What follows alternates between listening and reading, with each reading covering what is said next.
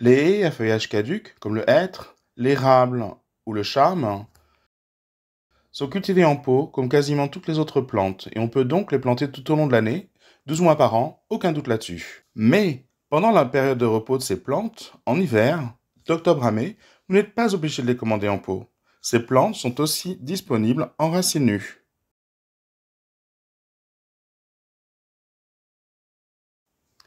Les plantes à racines nues présentent de nombreux avantages.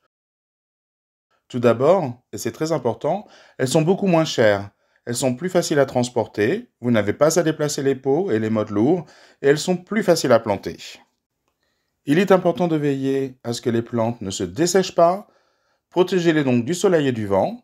Avant de les planter, vous les mettez tout simplement dans de l'eau pendant 1 heure environ. Assurez-vous qu'elles absorbent bien l'eau, ainsi vous leur donnez un bon début. Il y a parfois de très longues racines. Si elles sont trop longues, vous les coupez tout simplement. Prenez un sécateur, coupez les racines. Elles le supportent très bien. Ce qu'il faut toujours éviter, c'est qu'une racine longue comme ça se torde dans le trou de plantation.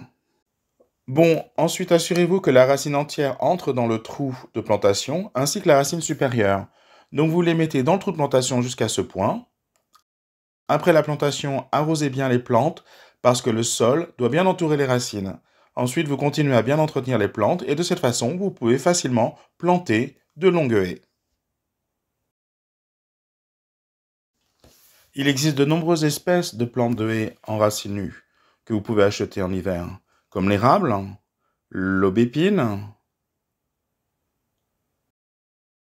le charme, le troène et le hêtre, que tout le monde connaît bien sûr. Bien sûr, vous pouvez planter les plantes dans une seule rangée, mais si vous voulez obtenir une haie plus large, vous pouvez aussi planter les plantes en position zigzag, en position triangle. De cette façon, vous créez en fait 2 rangées de plantes selon un dispositif en quinconce. Quand on regarde ça, on se dit, oui, ça n'a pas l'air très joli. Mais en été, tu verras quel sera le résultat. Et voilà, c'est l'image estivale d'une haie à feuillage caduc. Il est difficile d'imaginer que cette tige dépourvue que je viens de vous montrer se transforme en une belle haie compacte comme celle-ci. Voilà encore la haie de hêtre. On l'a taillée il y a 4 ou 5 semaines.